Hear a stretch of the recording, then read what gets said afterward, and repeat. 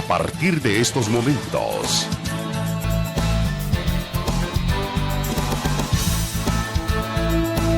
Conversando con Alfredo Villarreal.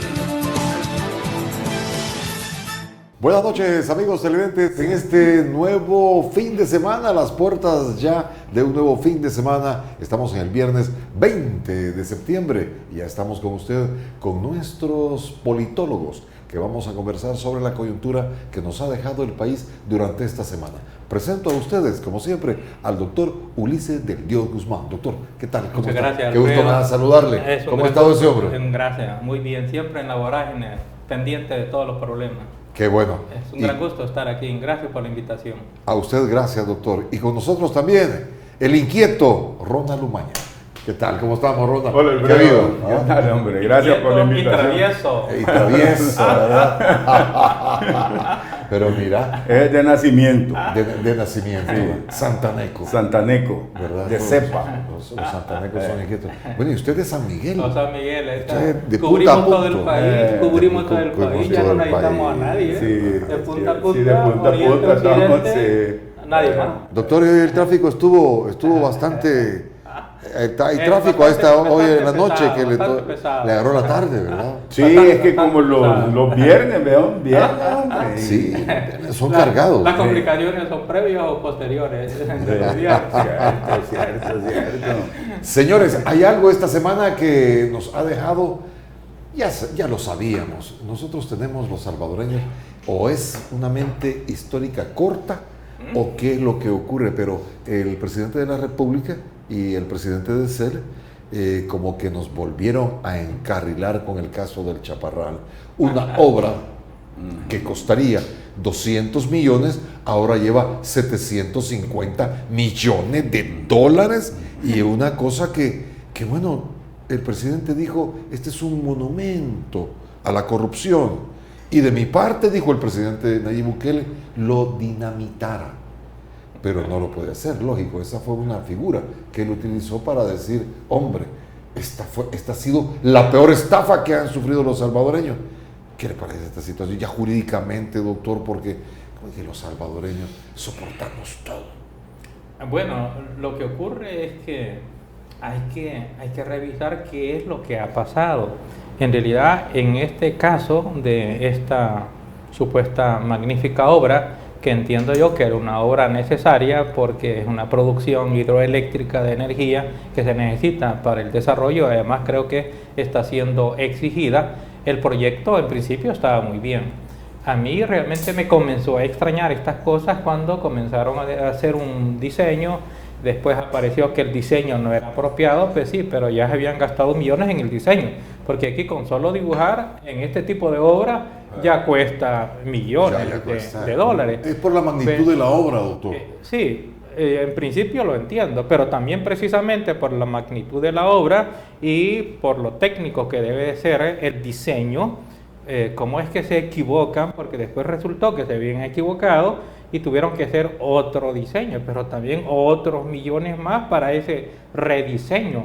Y una de las cosas que todavía no termino de comprender es que parte de los cambios que tuvieron que hacer es porque la montaña se movió. Entonces, no sé si realmente es posible que la montaña se mueva. Yo sé que todas las placas tectónicas se están moviendo. Óigame, pero ese concepto es abusar de la inteligencia de los salvadoreños. Se movió. Que la montaña se movió, se desplazó. Y en realidad en el rediseño hubo un desplazamiento de la ubicación de la presa de más o menos 700 metros. Entonces, mi punto es ahí, ¿cómo puede ser que en el primer diseño se equivoquen en aproximadamente la ubicación en 700 metros? Es una cosa que no lo entiendo. Y lo segundo, ¿cómo es posible que habiéndose equivocado la misma empresa, a la misma le dan el rediseño para la reubicación de la presa en 700 metros? Esto es solamente para comenzar, antes de llegar al lío del problema que tuvieron de la paralización, y que de la paralización resultó que iba a haber una supuestamente reclamo, probablemente una demanda en materia mercantil contra el Estado, que le iban a tramitar a través de un supuesto arbitraje internacional, y que antes de que hubiese reclamo, porque no hubo ni siquiera reclamo, realmente antes del reclamo hubo un arreglo, y en el arreglo se declaró vencido el Estado, y antes de que hubiese un arbitraje era preferible pagar, y tuvieron que pagar, creo que aproximadamente el 50% más de lo que en ese momento estaba construido. Un gran negocio, ¿no le parece a usted? En realidad son cosas inexplicables. Inexplicables. Inexplicables. ¿Cómo es que antes de que te demanden en el arbitraje internacional, tú ya supones que vas a perder, y antes de que perdas en el arbitraje, aceptas a estar vencido y pagar un 50% más de lo que, en el caso de que hubiese resultado perdedor, la demanda tuviese, la sentencia te hubiera condenado? Son cosas que no tienen explicación, y sin embargo sí quedaron. Ese es el punto. Entonces, ¿qué es lo que ocurre con nuestro sistema? Desde ahí debió de haberse prestado la primera observación de revisar qué es lo que estábamos haciendo, y si ese arreglo era un arreglo legal o era un arreglo fraudulento. Y esto que estamos hablando en ese momento de que aproximadamente la obra supuestamente podía haber costado, de lo hecho, digamos, más o menos un 100 millones, pero le dieron 150. Entonces hay un regalito de la construcción ahí en el primer movimiento, porque estamos hablando solo del primer movimiento. Aquí hay varios movimientos. Sí. Son un movimiento de 50 millones, inexplicablemente entregado por declararse vencido.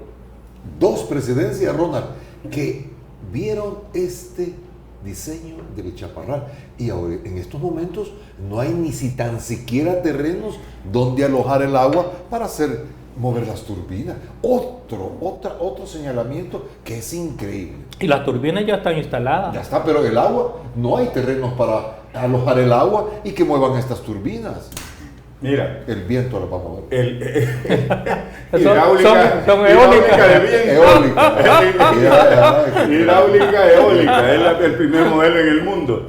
Mira, el primer movimiento que hubo es cuando compraron las tierras. Ah, bueno, eso previo. Desde ahí comienza. Ah, sí, correcto, sí. Tú te recuerdas que esto fue Tonisaca, ¿verdad? El que comienza con el proyecto. Entonces, cuando compran las tierras esas que se mueven, quizás por eso fueron muy caras, porque se mueven, ahí comenzaron los chanchullos, ahí comenzaron las movidas, porque alteraron el valor de la tierra, pero en una manera, en una forma y en una cantidades obscenas, ¿verdad?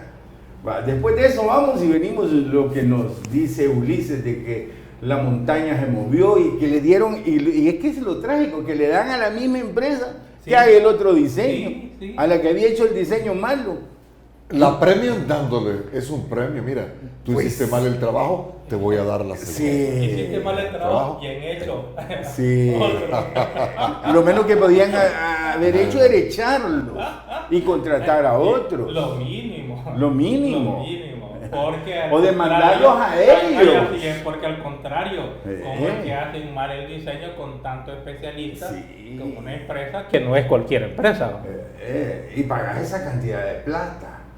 Bueno, el otro... No, solo te agrego una cosa, que probablemente quizás eso explique el movimiento del desplazamiento de un punto al otro aproximadamente 700 metros, como resultó que comprar la tierra era buen negocio, pues entonces se compró esto y se fueron a comprar más tierra. Mira, el primer estudio era 140 millones, ese era el costo, el primero, 140. De ahí salió que Tonisaca dijo que valía 200, ya 200 era carísimo. Le aumentó 60 millones de dólares. Sí, de dólares. Pero ahí está el punto, ¿cómo es que arbitrariamente ya no vale 150, vale 200? ¿Cómo es eso? ¿Quién es el que dice eso? Pues? Y con una ¿Dónde está el estudio técnico de eso? Corte de cuentas ahí que no sirve para nada. Corte de cuentos. De cuentas. Eso es que aquí hay corte de cuentas, porque nos cuentan el cuento y a tarde. Y a tarde. Bueno, vamos a seguir con eso, que fue el que adquirió las tierras, fue Tonisaca. Y ustedes y todos sabemos dónde está él, ¿verdad? Así es que en breve, permítanos, amigos televidentes, ya volvemos con ustedes. Ya volvemos. Conversando con Alfredo Villarreal. Sigamos conversando con Alfredo Villarreal. Gracias por estar con nosotros en esta noche de viernes 20 de septiembre. Un dato que nos regala Ronald Umaña es que las tierras donde está la presa El Chaparral fueron adquiridas por Antonio Saca, el expresidente Tony Saca. Las tierras, según lo que nos cuenta Ronald Umaña, costaban 150, 140 millones de dólares, pero fueron adquiridas en 200 millones de dólares. Él solito lo hizo, no tuvo que haber tenido gente que le apoyó en la adquisición de estas tierras. Claro, el estudio con el valor real de las tierras llegaba a 140 millones todo, la producción de los 50 y pico de KBA, ¿verdad? Es que era el proyecto todo, era el proyecto todo. 150 ahora, era todo el proyecto hoy, de la presa. No, hoy, todo el proyecto. Todo el proyecto. Todo el proyecto. Hoy te das cuenta que vamos en 758 millones. Sí, así es.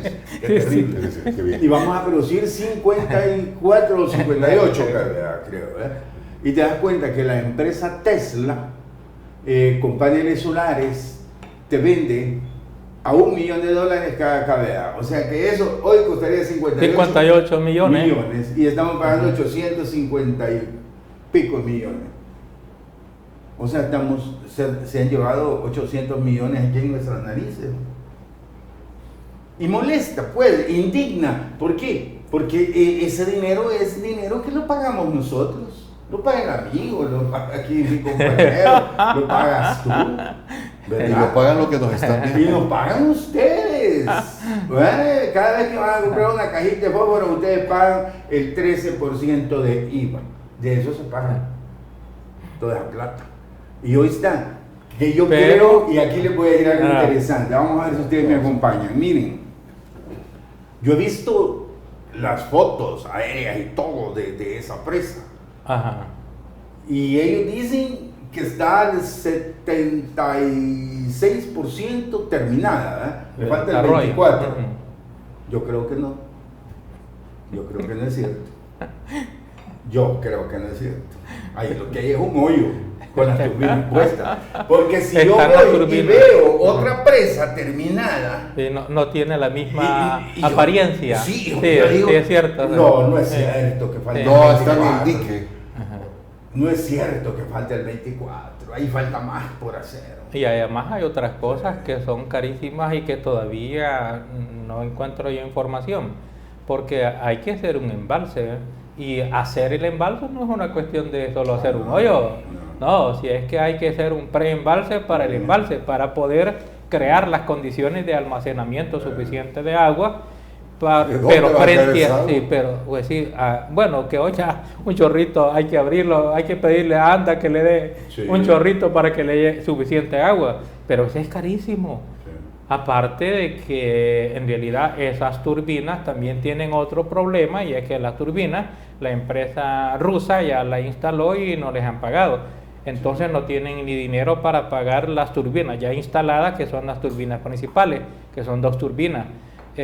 ¿Cómo es eso entonces? Que este proyecto con tanto dinero que se ha repartido, todavía no existe dinero suficiente ni para pagar las turbinas principales, ni para terminar el proyecto, porque aparentemente no está. Y también hay otro punto, y es que en esa fotografía, a menos de que estén retrasadas, pero todavía el embalse no tiene agua. Significa de que o están haciendo el preembalse para después hacer las desviaciones, pero tampoco se ve que se esté trabajando en la creación del espacio suficiente. La última noticia, doctor, es que no hay tierras, no se han adquirido las tierras para hacer el embalse. Ahí tenemos otro lío. Entonces, ¿cómo es eso de que se va a crear un dique si no hay tierras que tienen que ser contiguas y extensas, porque no es solo un hoyito, para la creación del embalse? Sinceramente, esa es una cuestión excesivamente grosera, es una culpa, bueno, si es que acaso fuera considerada culpa gravísima, que en derecho civil eso equivale al dolo, es decir, malicia en hacer las cosas tan mal que pueden ser fraudulentas. ¿Estás de acuerdo conmigo de que ahí no falta el 24%? No, una cosa grave. Ahí falta mucho más. Es que todavía, además con el tiempo aquí, con tan poco tiempo, como en un año, 2 años, 3 años crecen 50, 100 millones, etcétera. Si hoy va como 750 millones, Vamos a esperemos que llegar a en un par de años más va a costar 1.000 millones. Pues. Esta será la presa más cara de todo el Carísima, mundo. Sí, carísima. sí, Además, todo el realmente mundo. hasta hay que preguntarse si vale la pena terminarla o no con una producción de energía que puede que costar mucho más barata con los Fíjate. sistemas alternos Sí, que hoy existen. Y limpia. Y una más cosa- limpia, más limpia que el y más hidráulica. limpia, sí. Mira, si la metáfora que hace el presidente Bukele de irla a dinamitar, la hace por eso, por esa conclusión a la que llega Ulises. ¿Valdrá la pena seguir con esto, terminarlo? Lo que pasa es que vinieron ya los del BESIE, que son los que han puesto la plata, y le dijeron que hay que terminarla. Pero es préstamo, ¿eh? Sí, No pues es hay que regalado, pagarlo. lo tenemos que pagar. Así es. Ah. No, si toda esta plata se paga. Sí, no Toda hay esta regalo. plata se El paga. problema es serio. Sí, el problema es que Es que si fuera regalado, yo diría cosas como eso. Esos regalos ni los quisiéramos, pero porque salen mucho más caros. El problema es que a un regalado saldría caro. ¿Por qué? Por las opciones alternas que hay en la producción de energía. Pero el problema gravísimo es que no es regalado, hay que pagarlo y nosotros tenemos que pagar eso. Entonces es una cosa, sinceramente, es como un cuento, pero a la inversa de un cuento de hadas. Este es una monstruosidad, ¿verdad? Este es un cuento de brujas. Un cuento de brujas. Mira, Es que realmente es inconcebible que me estén diciendo que algo que en principio pudo haber costado, y comparativamente Sí, así es, con la presa que cita Rona, el ejemplo más cercano, digamos, ¿verdad? Porque esto varía con el tiempo, pero el más cercano, el de Costa Rica, que ha costado 250 millones. ¿Cómo es eso? Es mucho más grande. Sí. Es mucho más grande. Sí, Es con mayor la obra capacidad costarricense y con mayor capacidad de mayor generación de capacidad, energía sí, y más ha grande. costado 250 Sí. y la de nosotros va a costar 750.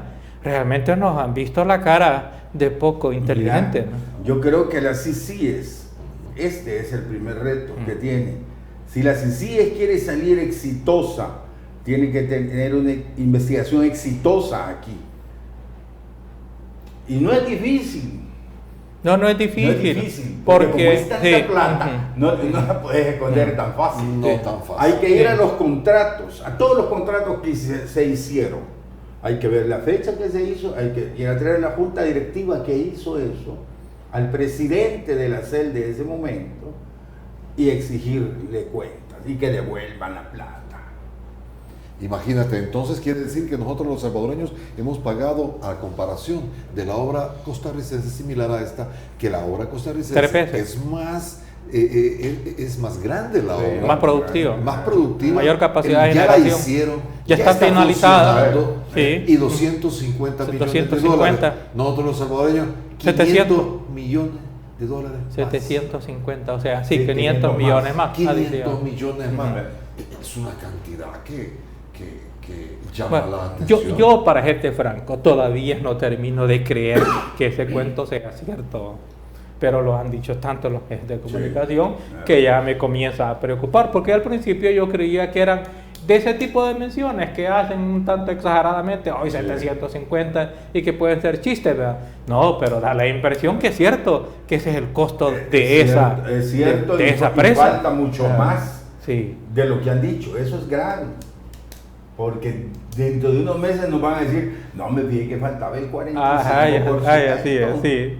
Pero bien, el presidente ha decidido continuar la obra por presión del BESIE. El BCE vino y le dijo que tenía que terminar la obra, porque era un crédito con ellos. Y ni modo, hay que terminar. Este es como cuando tú traes un carro viejo de Estados Unidos y lo reparas, ¿ve?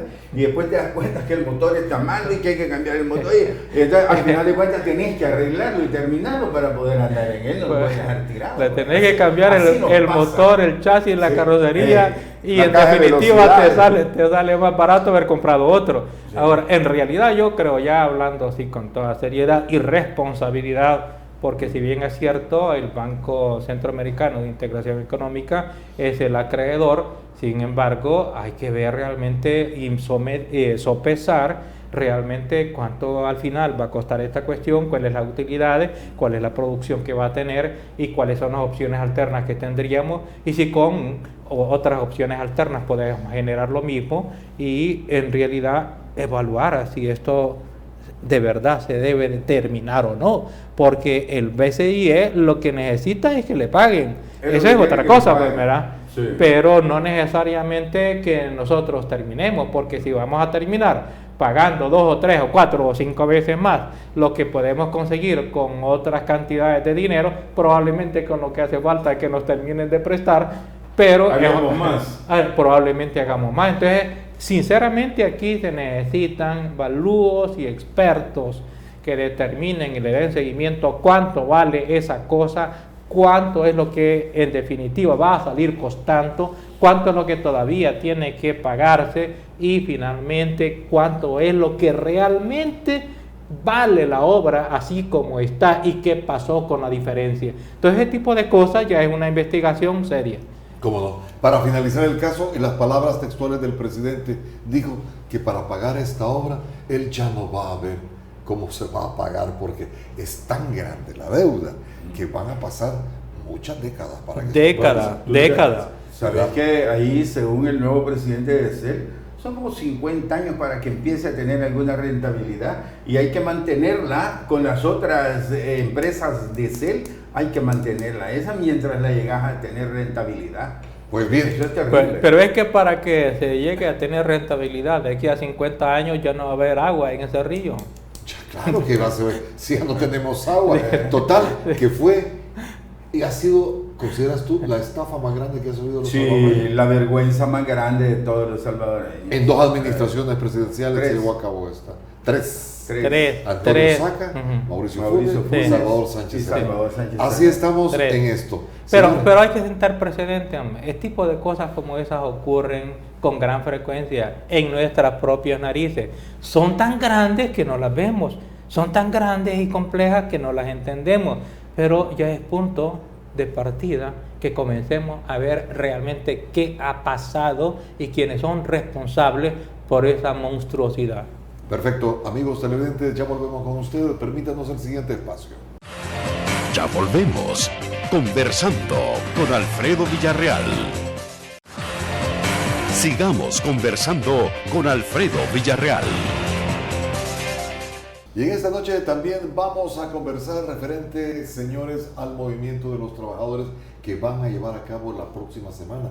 El viernes de la próxima semana, todos los trabajadores del sistema público van a marchar celebrando el Día Negro, porque se celebra ya 2 años del sistema nuevo de pensiones.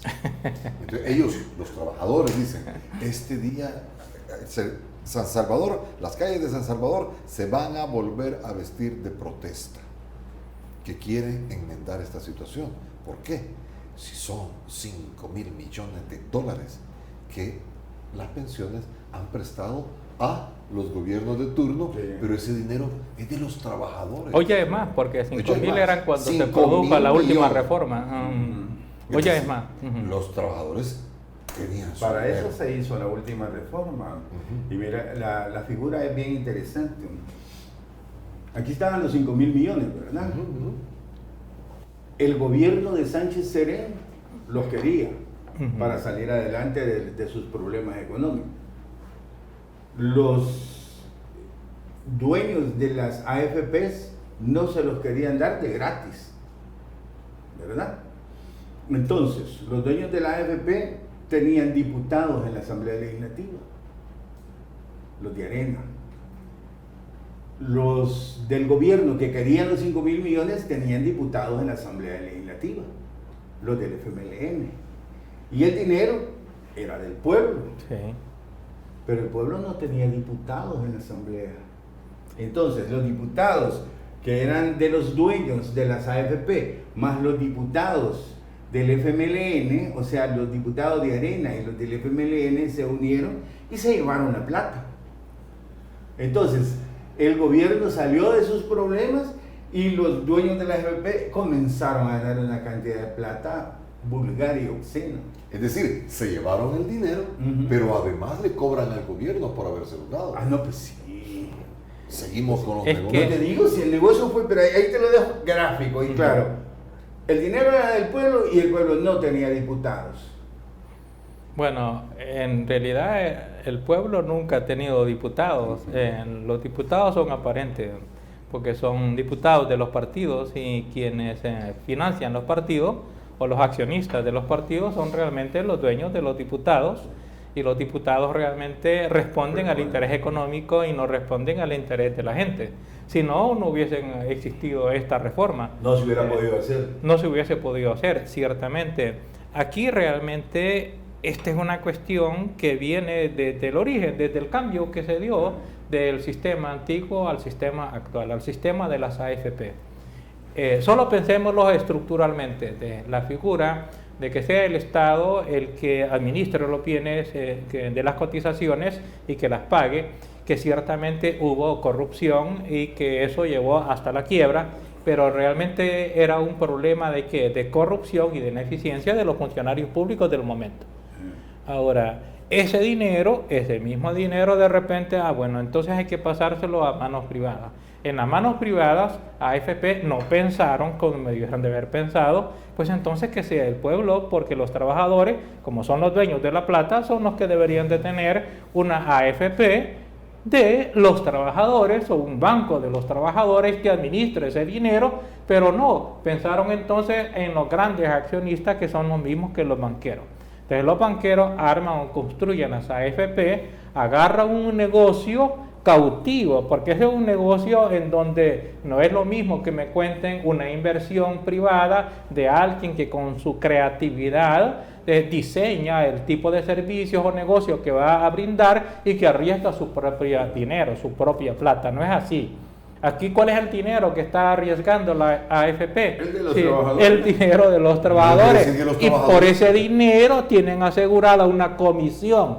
Entonces, claro, los trabajadores se empobrecen en tanto que los accionistas de las AFP se enriquecen sin ningún riesgo, porque no hay riesgo alguno, porque el negocio está cautivo y el trabajador no tiene para dónde irse, o cotiza de este modo o cotiza del otro. Pues entonces aquí lo que tenemos nosotros o es una estafa bien montada, porque todo el mundo estamos engañados en eso, o estuvimos bien engañados a través de la legislación. La legislación nos ha hecho creer que es la única forma de administrar el dinero de los trabajadores. ¿Cuál es el resultado de esto? El empobrecimiento de los trabajadores a extremo tal de que hay un grupo, por ejemplo los maestros, que están horrorizados, que no pueden pensionarse porque para pensionarse se van a morir de hambre. Entonces, frente a el destino de morirse de hambre mediante las pensiones, prefieren seguir trabajando y probablemente se van a morir enfrente del aula de sus alumnos porque no les queda otra opción. No pueden vivir de las pensiones que les quedan a los maestros. Y se rompe Pero el ciclo. no van a hacer usufructo de su pensión, No, por eso de te lo digo. que les han quitado. Y se rompe el ciclo, porque ya los jóvenes que tendrían que ir a sustituir a los jubilados no pueden ir a sustituir. Entonces, tenés desempleados a estos, ¿Sí? y tenés el montón de profesores enfermos dando clases. Tenés gente con diabetes, con la presión alta, con el corazón. Enfermedades terminales. Tenés profesores que con cáncer y tienen que ir a dar clases. Es una ¿Por qué? tortura No sistemática de Estado la No que pueden. tenemos.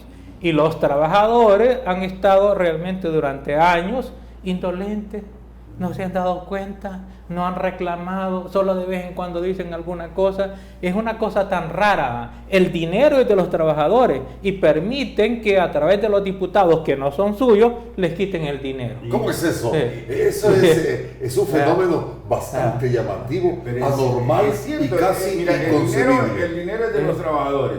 Los trabajadores no tienen diputados en la asamblea que los defiendan. Y hoy la plata se la llevó el Estado. ¿Y qué tal si quiebra el Estado? Que está, bueno, en este momento está técnicamente quebrado. Ajá. Porque está desfinanciado ¿Cómo? el presupuesto.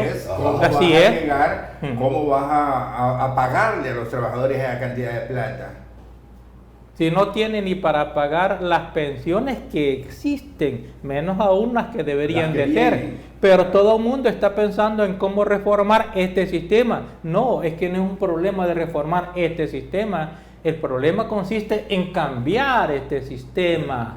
Porque este sistema, sistema de las AFP, es el sistema que hace que del dinero de los trabajadores le entreguen una parte a los accionistas de las AFP, que son los mismos banqueros, Entonces se enriquecen los banqueros porque no arriesgan ningún capital y se empobrecen los trabajadores. El sistema es el que está realmente mal diseñado para el trabajador y bien diseñado para las élites económicas del poder.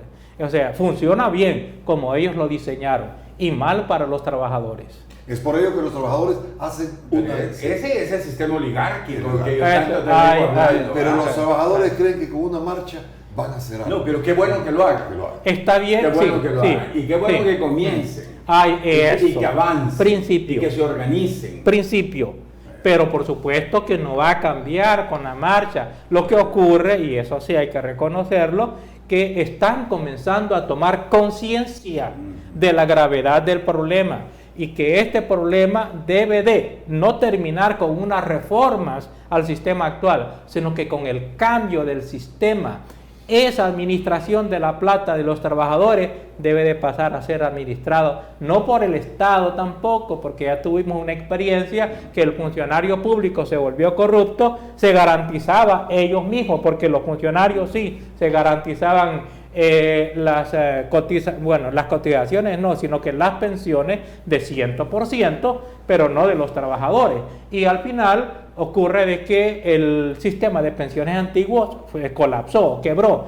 ¿Qué es lo que nos queda? Lo que debió ser desde el principio, una administración por parte de los trabajadores de su propio dinero, supervisado, por supuesto, pero siempre administrado por los trabajadores, porque el dinero es de los trabajadores y toda la rentabilidad que produce ese dinero debe de ser naturalmente para las pensiones de los trabajadores, para los que son los dueños, y eliminar esa obligatoriedad que vino a través de las de los fideicomisos, de obligar a las, entre comillas, AFP, pero que no son las AFP, sino que obligar al trabajador a que la financia de su dinero los déficits del Estado. ¿Cómo es eso de que va a haber préstamos obligados por parte del dinero del trabajador para cubrir los huecos que ha dejado los gobiernos?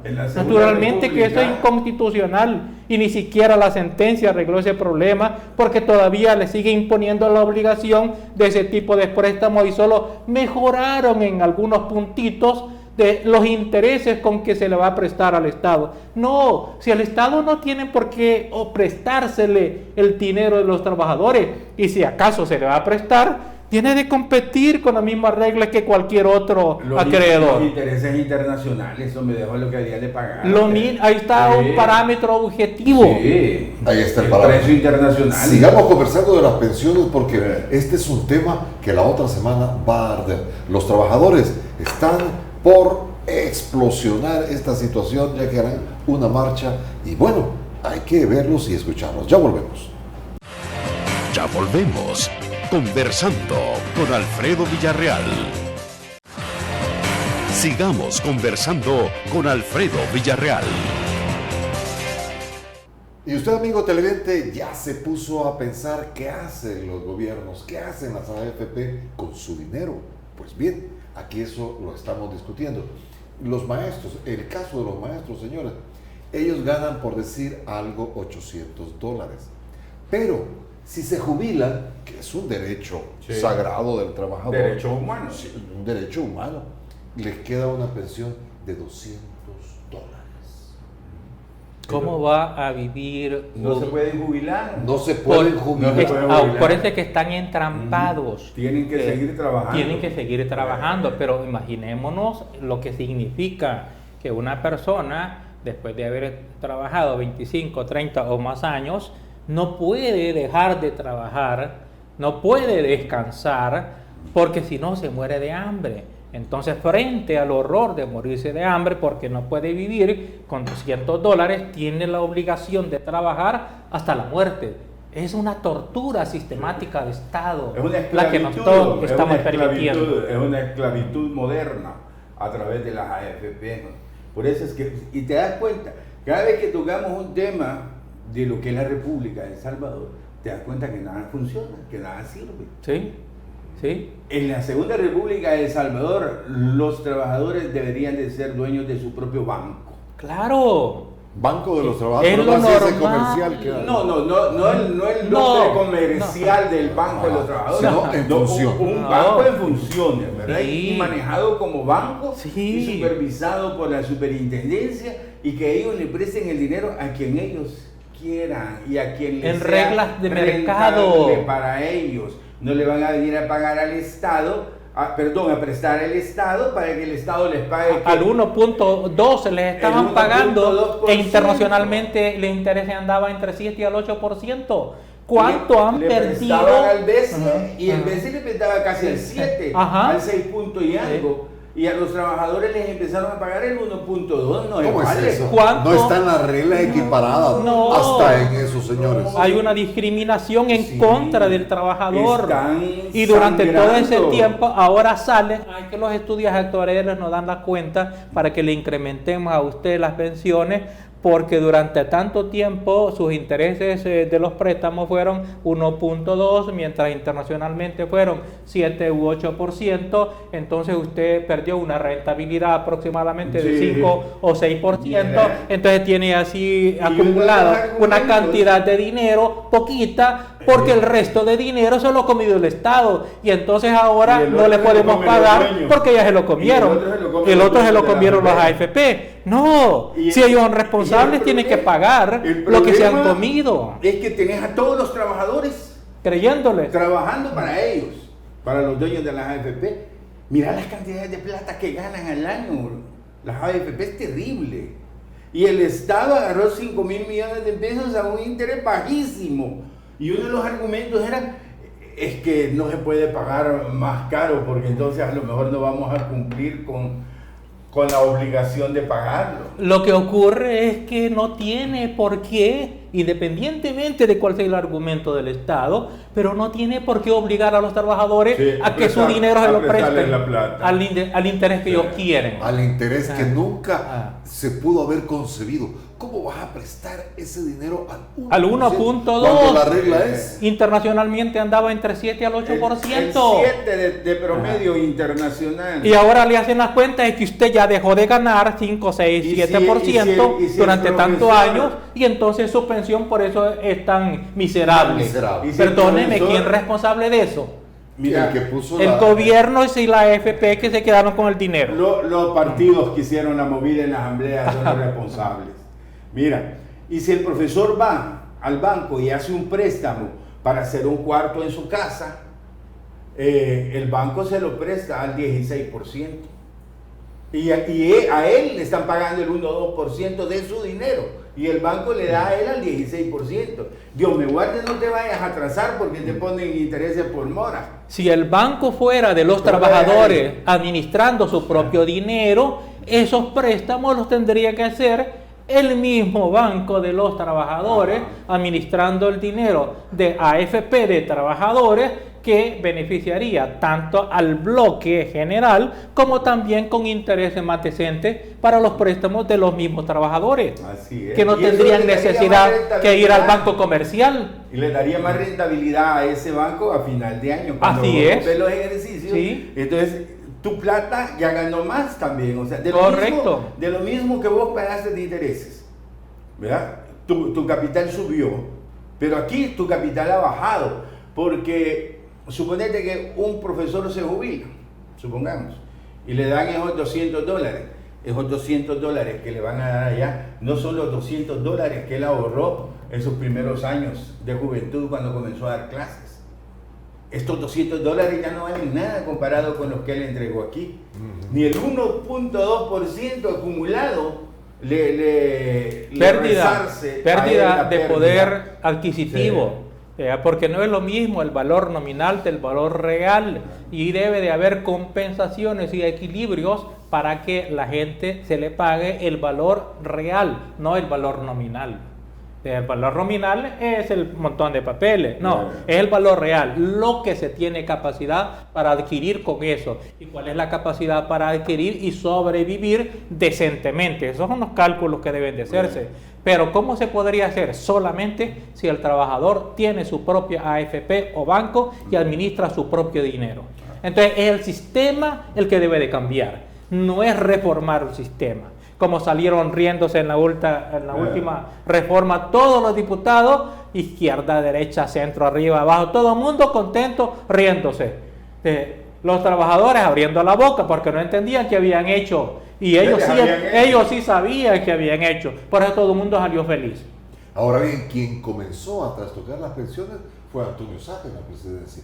Fue el primero que ingresó a tocar eso. Que fue un sistema abusivo, con los fideicomisos. ¿Cómo es eso que va a obligar al trabajador a prestar su pisto muy por debajo a la quinta parte de lo que presta el Banco Internacional? ¿Cómo es eso? ¿Era inconstitucional o no?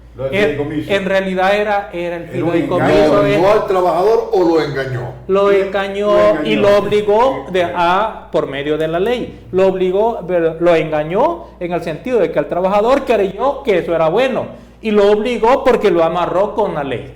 Sí. Ese es grave. Y esa figura fue falsa, o sea, fue declarada inconstitucional. El fideicomiso famoso, que se lo inventó Sabla, ¿se acuerdan? El ministro de Economía era. Sí, pero en realidad no había fideicomiso. Eso era una falsedad. Solo era una figura para quitarle era así, es solo la apariencia, porque el fideicomiso es una disponibilidad de fondo existente. Y aquí no había ese fondo existente, sino que era un mecanismo para tomar el dinero de otros, que es cosa distinta. Pues vamos a ver qué hacen los trabajadores, porque realmente hay muchos trabajadores que pueden ser una fuerza de expresión bastante concreta. Lo son. Lo que ocurre es que les falta conciencia, les falta organización y les falta causa. Entiendan que solo ellos pueden hacer cambiar el sistema, que no van a haber partido político, que no va a haber diputados ni asamblea legislativa. Es la presión organizada, la acción conjunta de los trabajadores la que puede obligar a que el sistema cambie, no que se reforme, que cambie. Siempre y falta cuando liderazgo dentro de los trabajadores. Ahí está la cuestión. Liderazgos naturales que puedan dirigir eso para poder cambiar. Y que puedan llegar a la conciencia. Los diputados no tienen conciencia. No, los diputados no. Estamos hablando de los trabajadores. Los trabajadores que sí tomen conciencia. Tienen que tener conciencia de lo que les está sucediendo y de lo que les el futuro que les espera si ellos no cambian esto. Y que entiendan que es preferible pelear ya y no que dentro de algunos años estén suplicándole al banquero, a la AFP, a los diputados que tengan misericordia de ellos. No hay tales de tal misericordia, señores. Es ya que tomen conciencia, que sepan que la fuerza la tienen organizadamente y que cambien el sistema ellos a la fuerza. Así estamos en nuestro país en cuanto a las pensiones. Ya volvemos con nuestro último bloque. Espérenos. Ya volvemos. Conversando con Alfredo Villarreal. Sigamos conversando con Alfredo Villarreal. Señores, hemos abordado el tema del chaparral, lo que dijo el señor presidente de la República, Nayib Bukele, referente a esta obra que ha sido la estafa más grande que los salvadoreños hemos sufrido. Como también hemos abordado esta noche el sistema de pensiones, el cual a los trabajadores les ha costado una erogación de aproximadamente 5,000 millones de dólares. ¿Dónde está este dinero que ha sido prestado al Estado bajo una tasa de interés del 1% cuando la regla general va por el 6%? Pero si el trabajador va al banco, como dice Ronald Umaña, a pedir un préstamo, el banco se lo da al 16%. Así estamos en nuestro país, según nuestros politólogos. Señores, es que los salvadoreños soportamos de todo. Aguantamos más de la cuenta. Es una característica humana o anatómica. Digamos ¿Qué es lo que es cultural e histórico? Es educativo, ¿verdad? Así nos han educado estos 2 siglos. Lo han acomodado. En este sistema oligárquico, ¿verdad? Las religiones se han prestado mucho a esto y la oligarquía ha aprovechado. todo esto. Entonces tenés un pueblo que solo sí dice. El sistema de dominación. Pero pasmosamente sí. Nos tocó lo del chaparral. Va a ser la presa más cara del mundo. Sí. Y probablemente la más inútil también. Sí, porque no va a tener utilidad. Probablemente la más inútil.